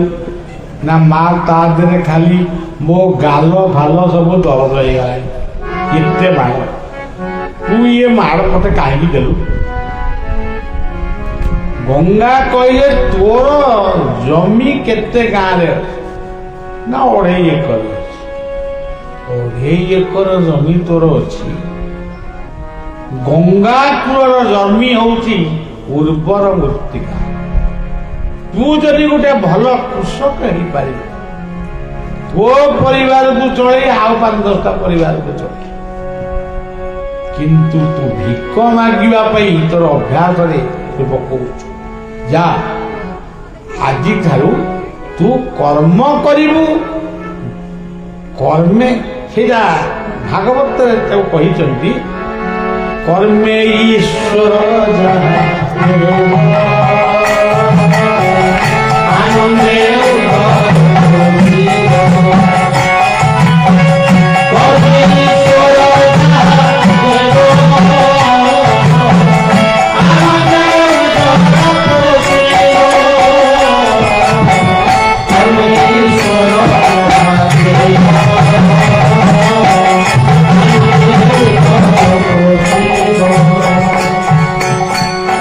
से कर्मटी किए आमको सबू माने अनेक साधु सन्त माने मध्य आमको शिखौचंदी तमे प्रार्थना कर।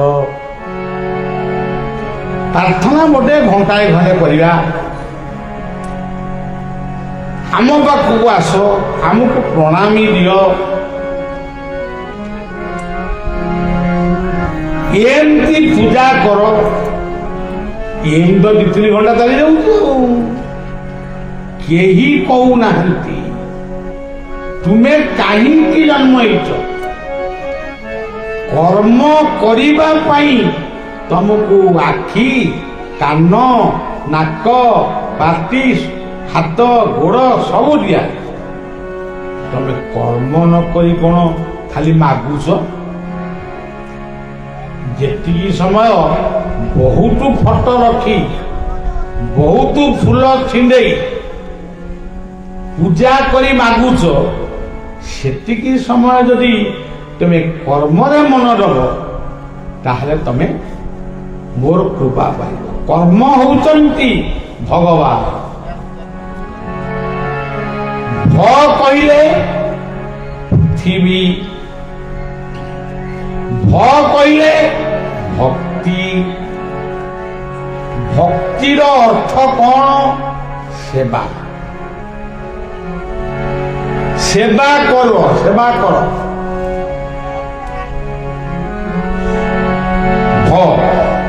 ग कौन? गुरु गोविंदम को स्मरण करो। गुरु पुणी किए? गुरुवार आरंभ हुए पिता माता ठारू शिक्षादाता दीक्षादाता पर्यंत, तापरे सद्गुरु। से भागवत गुरु गोविंद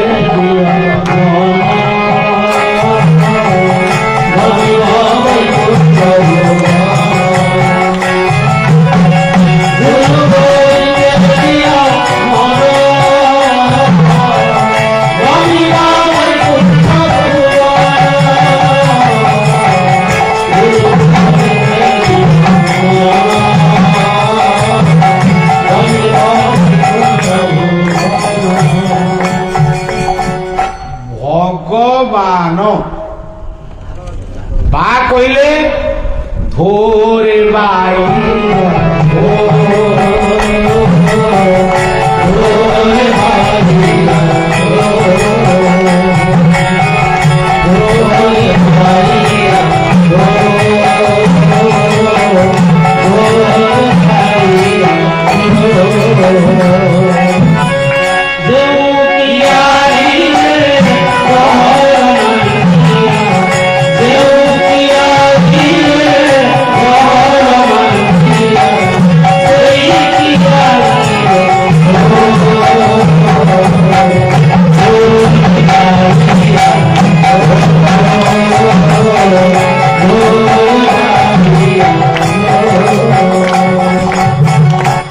माँ मैंने बेले बेले कहती हमको सब आगुरी कहते कहते कि नहीं मुझे पुणी गोटे आर जन्म हेले पुणी माँ कोल शोले सी पुणी मत गीत गाई गोटे शुआई बेटा आम सी अवस्था ना तेरे से माने कहती भाई चढ़े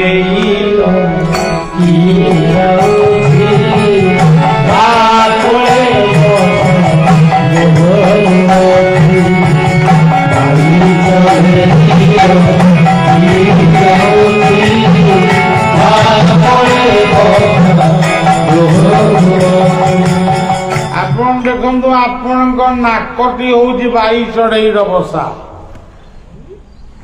ये बाई चढ़ई बसा भीतर बाई चढ़ई अच्छे निश्वास प्रश्वास। जो दिन सी बंद हो दिन आम पोड़ा हम ना पोता हम ना पता आम जेड़े बड़ लोक हो जिते तेणु सज्जन से कथा से ओडिया गाउली कथार आउ गोटे कथा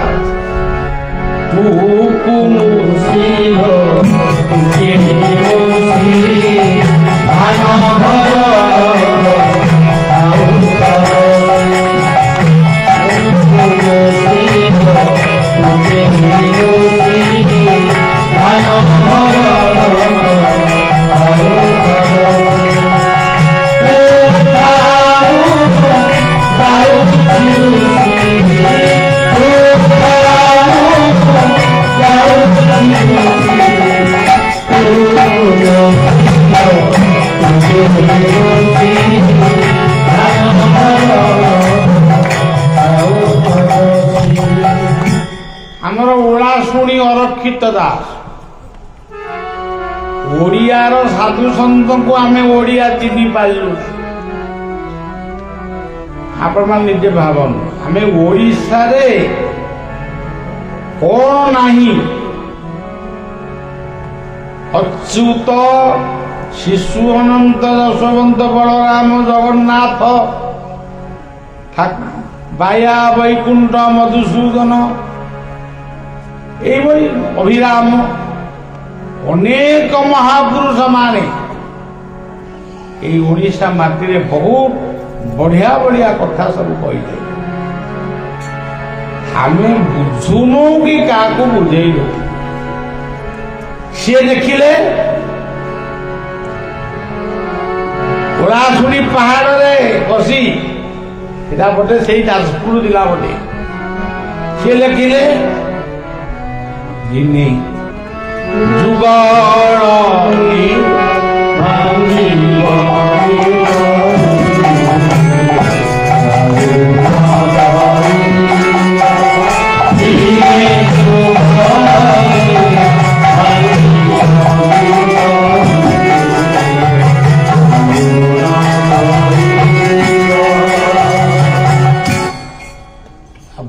ବହୁତ ସମୟ ଲାଗିବ, ଆମର ସେଠିକି କଥା।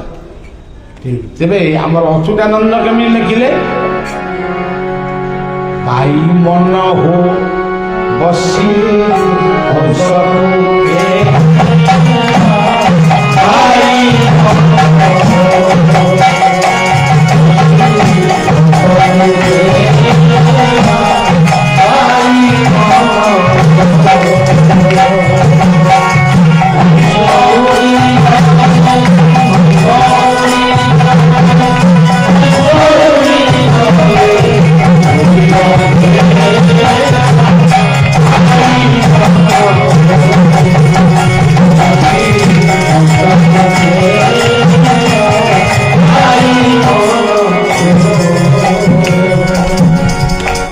ଆମେ ଇଂରାଜୀରେ ବହୁତ ସମୟ କହିପାରୁ, ହିନ୍ଦୀରେ କହିପାରୁ,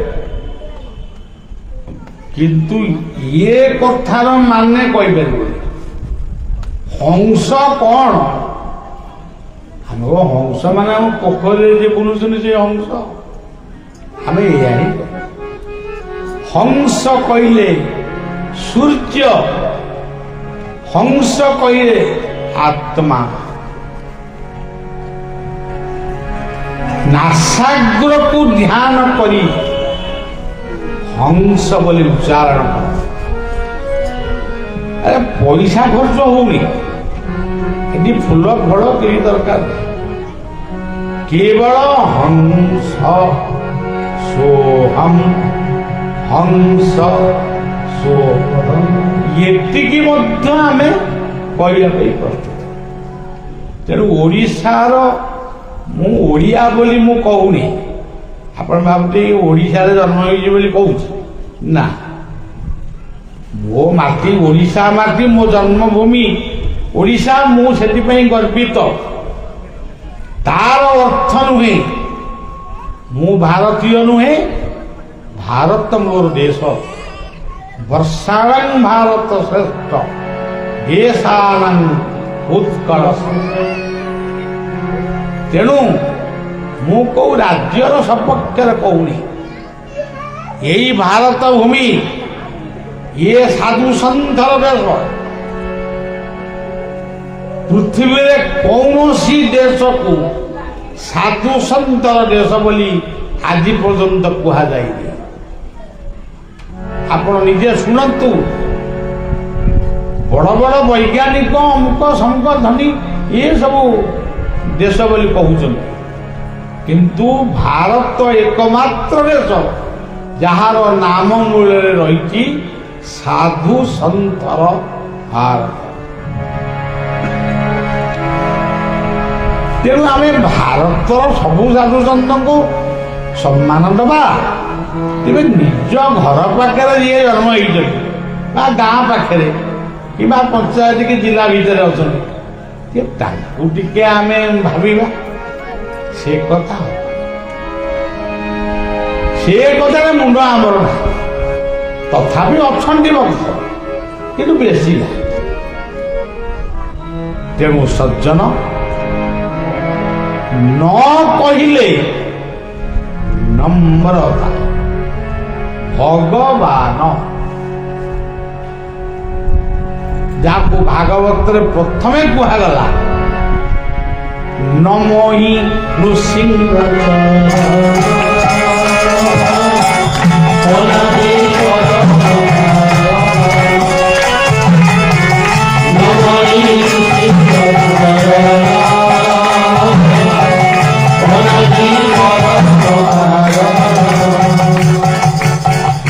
ଆପଣ ଶ୍ରୀକୃଷ୍ଣଙ୍କ କଥା କହିବେ ଆଉ ଜଣଙ୍କ ନାଁ ଧରିବେ। ଜଗନ୍ନାଥ ଦାସ କୃଷ୍ଣଙ୍କ କଥା କହୁଛନ୍ତି କିନ୍ତୁ ଲେଖିଲା ବେଳେ ଲେଖିଲେ ନମୋ ନୃସିଂହ ଚରଣ। ଏଗୁଡ଼ା କି କଥା? ମାନେ ଆରି ଭିତରେ ମାନେ ଓଡ଼ିଆ ସାହିତ୍ୟ ଲୁଚିକି ରହିଛି। ସେ କୋଉ ଜାଗା ପାଠ ପଢିଥିଲେ? ସେ କଣ ସାହିତ୍ୟରେ ଡିଗ୍ରୀ କରିଥିଲେ? କୋଉ ବାଣୀ ବିହାରରେ ସେ ପାଠ ପଢିଥିଲେ? କୋଉ ରେଭେନ୍ସାରେ ସେ ଭଲ ପାଠ ପଢିଥିଲେ? କିନ୍ତୁ ସିଏ ଲେଖିଲେ ନମୋ ନୃସିଂହ ଚରଣ। ଏ ଗୋଟିଏ ଧାଡ଼ିକି ଯଦି ଆଲୋଚନା କରିବା 3ଟି ଦିନରେ ବି ସରିବ ନାହିଁ। ଏହାର ସଂକ୍ଷିପ୍ତ କଥାଟି କହିଦେଉଛି। ସତ୍ୟ ଯୁଗରେ ଠାକୁର ନର ସିଂହ ବା ନର ହରି, ହରି କହିଲେ ସିଂହ। ତ୍ରେତୟା ଯୁଗରେ ଯୋଉ ପ୍ରଭୁ ରାମ ଆସିଲେ ସେ ହରିଙ୍କି ସାଙ୍ଗରେ ଧରି ବୋଲେ। ସେ ହରି କିଏ? ହରି କହିଲେ ସର୍ପ, ହରି କହିଲେ ମର୍କଟ। ତେଣୁ ଲକ୍ଷ୍ମଣ ହଉଛନ୍ତି ଅନନ୍ତ ନାଗଙ୍କର ଅବତାର, ଆଉ ହରି ହଉଛନ୍ତି ଆଞ୍ଜନେୟ ହନୁମାନ। ଦ୍ୱାପର ଯୁଗରେ କୃଷ୍ଣଙ୍କୁ ହରି ବୋଲି କହିଲେ। ଆପଣଙ୍କର ଆମ ଓଡ଼ିଶାର ଏଇ ଯୋଉ ମହାପୁରୁଷ ଅଭିମନ୍ୟୁ ସାମନ୍ତ ସିଂହାର ସେ ତାଙ୍କ ସାଙ୍ଗରେ ପ୍ରଥମ ଲେଖିଲେ ଅପ୍ରାକୃତ ପ୍ରେମ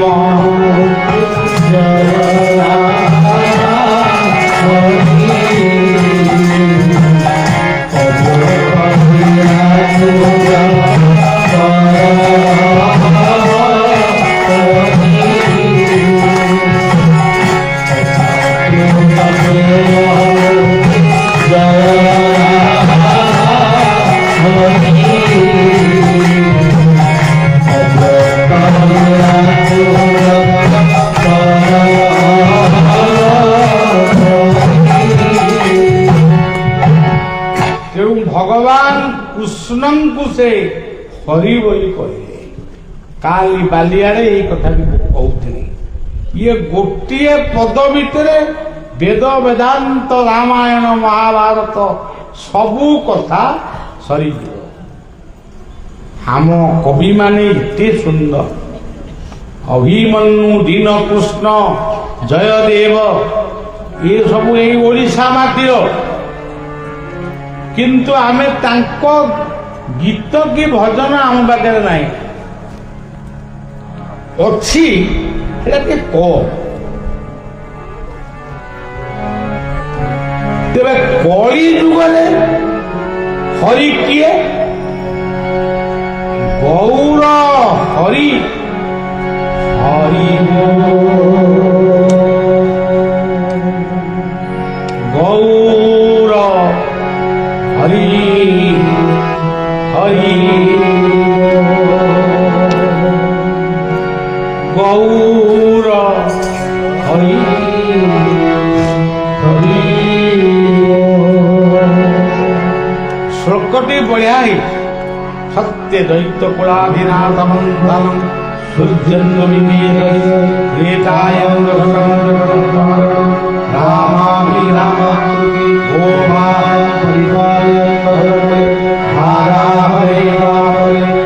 ଗୌରାଙ୍ଗ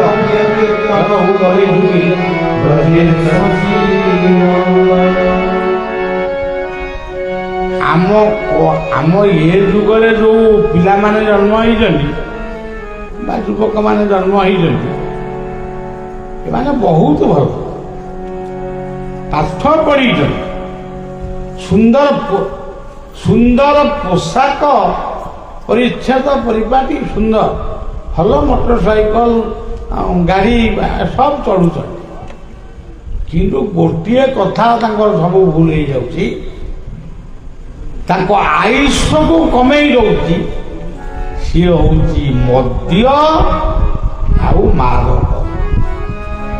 ଯେମିତି ଆମେ କହୁଛୁ ରାକ୍ଷାସ ରାକ୍ଷାସୁଣୀ, ସେଇ ରାକ୍ଷାସ ରାକ୍ଷାସୁଣୀଙ୍କ ସାଙ୍ଗରେ ବନ୍ଧୁତ୍ୱ ବାନ୍ଧି ଆମ ପିଲାମାନେ ଅଳ୍ପାୟୁଷ ହେଉଛନ୍ତି, ରୋଗାକ୍ରାନ୍ତ ହେଉଛନ୍ତି।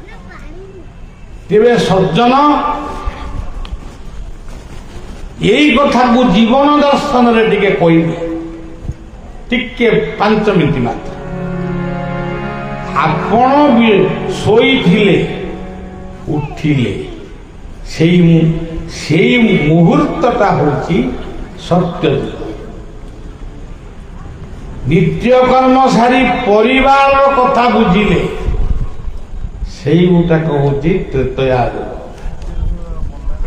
ଯେତେବେଳେ କର୍ମ କରିବା ପାଇଁ ମାନେ ପ୍ରତିପୋଷଣ ପରିବାରକୁ କରିବା ପାଇଁ ଆପଣ କର୍ମ କ୍ଷେତ୍ରକୁ ଗଲେ ସେଇ ଗୋଟାକ ହଉଛି ଦ୍ୱାପର ଯୁଗ। ସନ୍ଧ୍ୟା ହେଲା କିମ୍ବା କାମ ସରିଲା, ଗୋଡ଼ ହାତ ଧୋଇ ବସିଲେ 5 ଘଣ୍ଟା ନ ହଉ 5 ମିନିଟ୍ ମଧ୍ୟ ଯଥେଷ୍ଟ। ଦ୍ରୌପଦୀ କଣ ଘଣ୍ଟା ଘଣ୍ଟା ଧରି ଠାକୁରଙ୍କୁ ଡାକିଦେଲା? ଯୋଉ ଭଜନରେ ଆମେ ବୋଲୁଛୁ ଗଜ ସ୍ତୁତି କଲା, ସେ ପାଣି ଭିତରେ ଗଜ କଣ ଏତେ ମନ୍ତ୍ର ଶିଖିଦେଲା? କେବଳ ସ୍ମରଣ କରିବା ସବୁଠାରୁ ବଡ଼। ତେଣୁ ସତ୍ୟ ତ୍ରେତୟା ଦ୍ୱାପର କଳି ପ୍ରତ୍ୟେକ ଦିନ ଆମେ ଭୋଗ କରୁଛୁ। ତେବେ ଭଗବାନ ବୋଲି ଯୋଉ ଶବ୍ଦ, ତାକୁ ଗୀତାରେ କେମିତି କହିଲେ? ସିଏ ଆଗ ଦେଖେଇଲେ ଅନେକ ବାହୁ ଜରବତ୍ର ନେତ୍ରମ୍ ପଶ୍ୟାମି ତ୍ୱାଂ ସର୍ବତୋନନ୍ତରୂପମ୍। ଅର୍ଜୁନ ସବୁ ଦେଖିଲା, ବାବା ରେ ବାବା, ଇଏ ରୂପଟ ମୁଁ ଦେଖିପାରିବି? କଣ ଏତେ ଗୁଡାକ ହାତ ଗଣି ହଉନି କି, ପାଦ ଗଣି ହଉନି କି, ପେଟ ଗଣି ହଉନି, ଇଏ କିଏ? ସ୍ତୁତି କଲା, ପ୍ରଭୁ ମୁଁ ଏ ରୂପ ଦେଖିପାରିବି। ଭଗବାନ କିଛି କହୁନାହାନ୍ତି, ଇଏ କହୁଛି ଦୟାକରି ଯଦି ଅଧମକୁ ଦର୍ଶନ ଦେବେ, 4ଟି ହାତରେ ଦର୍ଶନ ଦେବେ। କିରୀଟିନଂ ଗଦୀରଂ ଚକ୍ରହସ୍ତ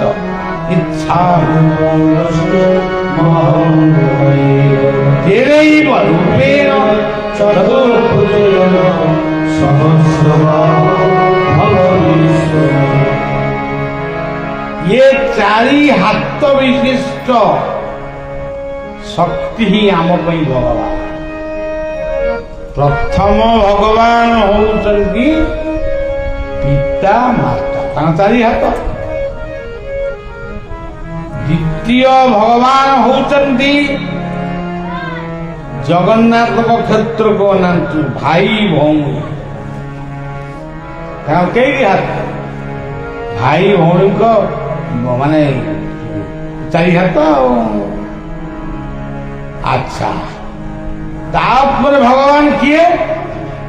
गुरु आउ शिष्य। ये 4 हाथ रे कौन धरिचंती आपको देखा जाऊनी, क्यों से धरिचंती? कौन धरिचंती? शंख, चक्र, गदा, पद्म। 4 हाथ तो 4टा आयुध रही। खाइला बेले केमिति हाथ में खाऊन, शोला बेले केमिति शोऊन। ये हूँ भगवान दर्शन।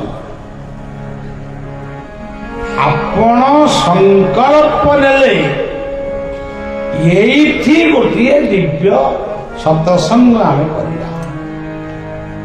ଏଇ ଯୋଉ ସଂକଳ୍ପ, ଏଇ ହଉଛି ଶଙ୍ଖ। ଶଙ୍ଖ ବାଜିଲା ଯେଉଁଦିନ ମନରେ ମାନସିକ କଲେ ଆମ ଗାଁରେ କି ଆମ ଘରେ କି ଆମ ଅଞ୍ଚଳରେ ଗୋଟିଏ ସତ୍ସଙ୍ଗ କରିବା, କି ଭଲ କାମଟିଏ କରିବା, ଏହା ହଉଛି ଶଙ୍ଖ। ଆଉ ଶଙ୍ଖ କଣ ଯେ ବଜଉନ ଚକ୍ର, ଯେଉଁ କ୍ଷେତ୍ରରେ କର୍ମ କରି ଜୀବନ ଜୀବିକା ବଞ୍ଚେ, ପରିବାର ବଞ୍ଚନ୍ତି, ବିଶ୍ୱ ଦେଶ ବଞ୍ଚେ, ସେ କଣ? ସେଟା ହଉଛି କର୍ମଚକ୍ର।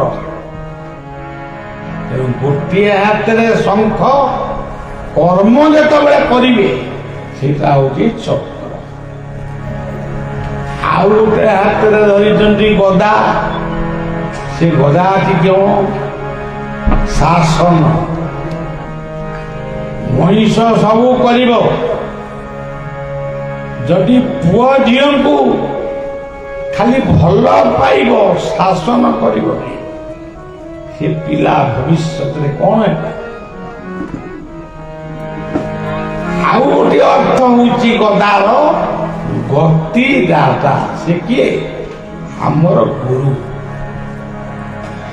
ଏନାବେ ଗୁରୁ କର୍ଣ୍ଣଧାର, ମୁହିଁ ଅନୁକୂଳ ସମୟ। ଗୁରୁଙ୍କୁ ନମଣିବ ନର, ଗୁରୁଟି ସାକ୍ଷାତ। ଏ ହଉଛି ଗଦା। ପଦ୍ମ, ସିଏ ହଉଛି ଜ୍ଞାନ। ଜ୍ଞାନର ଅଭାବ ହେଲେ ଆପଣ କୌଣସି କର୍ମର ସଫଳତା ପାଇବେ ନାହିଁ। ତେଣୁ ଭଗବାନଙ୍କର ପ୍ରକୃତରେ ଚାରି ହାତ ନୁହେଁ, ଇଏ ଚାରି ହାତିଆ ନାରାୟଣଙ୍କୁ ଆମେ କହୁଛୁ ଭଗବାନ। ଭ କହିଲେ ପୃଥିବୀ, ଗ କହିଲେ ପୃଥିବୀର ଗତି, ବା କହିଲେ ନିଶ୍ୱାସ, ନ କହିଲେ ସବୁଠାରୁ ଶ୍ରେଷ୍ଠ ଆଚରଣ ହଉଛି ନମ୍ରତା। ଗୀତା କହିଲେ ଅହଙ୍କାରଂ ବଳଂ ଦର୍ପଂ କାମଂ କ୍ରୋଧଂ ପରିଗ୍ରହଂ ବିମୁଚ୍ୟ ନିର୍ମମ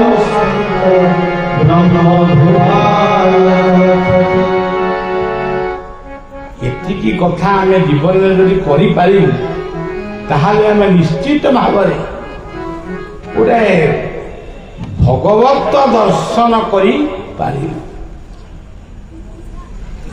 ଆମେ ଯାହା ଖାଉଛୁ ତାଙ୍କୁ ସମର୍ପଣ କରି ଖାଇବୁ।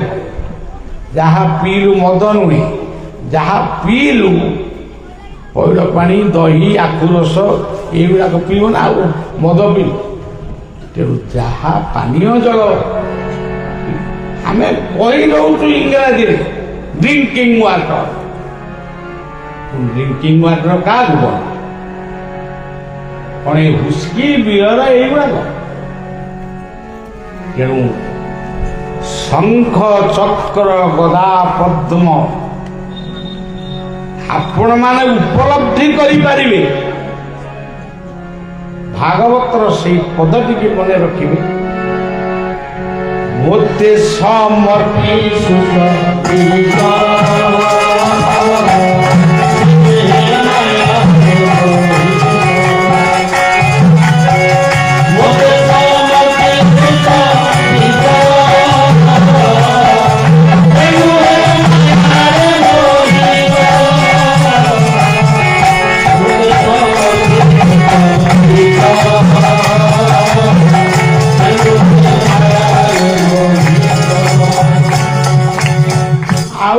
ବଢିଆ ପଦ ଅଛି, ଶରଣ ନିୟମ ନଗର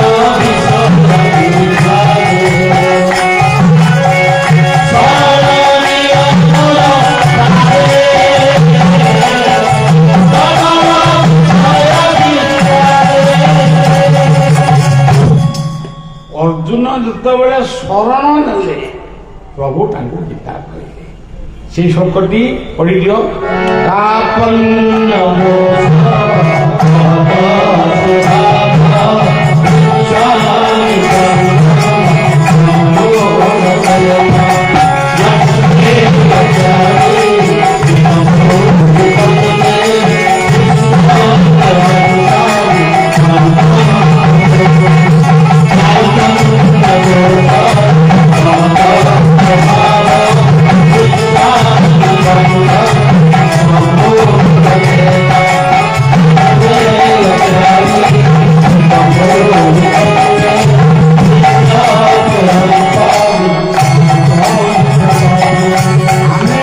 ପଢିଲା ବେଳେ ଆମେ ପଢିଲା ଏବେ ନୁହଁ, ଆମେ ଯେତେବେଳେ ପଢିଥିଲୁ ମୋର ପାଠ ଆରମ୍ଭ ହେଇଥିଲା ଚାଟଶାଳୀ।